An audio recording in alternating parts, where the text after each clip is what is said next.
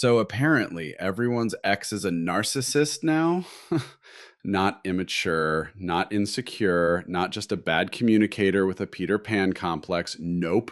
They were a covert, manipulative, gaslighting narcissist with a diabolical agenda and a PhD in emotional abuse. You didn't just date a flawed human, you survived a war. Because thanks to TikTok therapists and YouTube healers with ring lights and microphones from Amazon, there is now an entire online ecosystem dedicated to rewriting your past for you. And I mean rewriting. Your 3-year relationship that was full of ups, downs, holidays, good sex, bad fights, and shared Spotify playlists, that wasn't love. That wasn't growth. That wasn't even real. That was a trauma bond. That was narcissistic supply extraction. That was spiritual warfare disguised as brunch and cuddles. And it happens fast, too. You have one breakup. You're heartbroken, confused, spiraling at 2 a.m.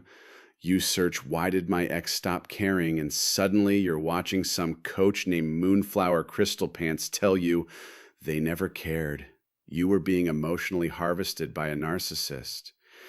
And that line hits like a drug because now you don't have to sit in confusion anymore.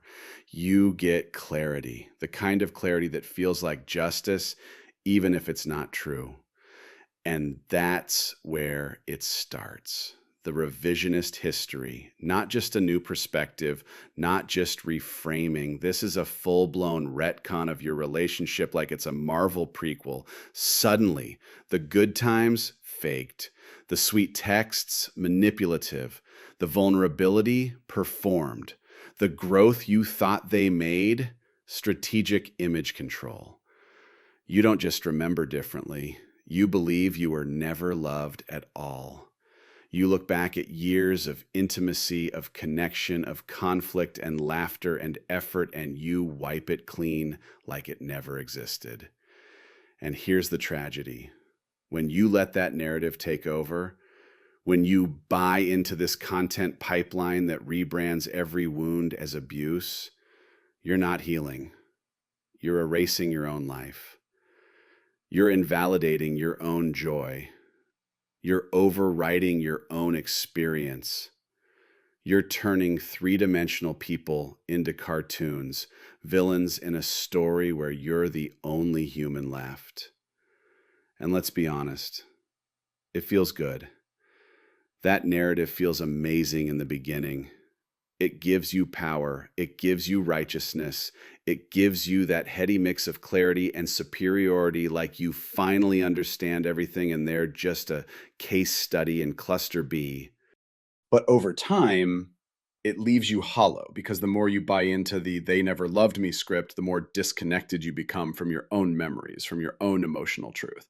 And if you can't trust your own past, if every good moment was fake, every hug was a manipulation, every apology was a tactic, then what can you trust?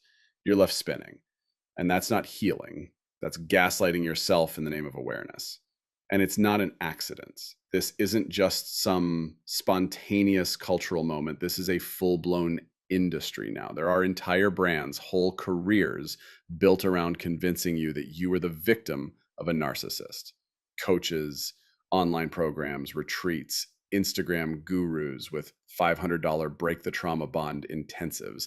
These people have monetized your pain, and to keep that business model running, they need villains, which means they need your ex or your parent or your friend to be not just wrong for you, but pathologically evil. It's profitable for them when you view your past through a lens of betrayal. And the cost is your memory, your nuance, your humanity. Because let's be real, most breakups aren't abuse. Most exes aren't narcissists. Most relationships fail because people are messy, scared, avoidant, reactive, selfish, confused, or simply not a good fit. Doesn't mean it wasn't real. Doesn't mean they never cared. It just means they couldn't show up for you the way you needed, or you couldn't show up for each other. That's painful, but it's not a crime scene.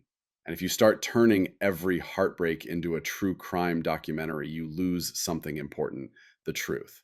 The truth is, you did love them. They probably loved you too in the way they knew how. It wasn't enough, but it wasn't fake. Yes, they made mistakes. Yes, maybe they were emotionally unavailable or avoidant or wounded or even careless with your heart, but not everyone who hurts you is a narcissist. Some people are just wrong for you. Some people are unfinished, and sometimes so are we. You don't need to rewrite your past to reclaim your future. You don't need a label to honor your pain. You don't need to turn someone into a monster to let them go. The most powerful thing you can do, tell the real story. All of it. The good, the bad, the confusing, the beautiful, the human, because that's what it was. Not a scam, not an illusion, just a chapter in your life that taught you something. And the more honestly you tell it, the freer you'll be.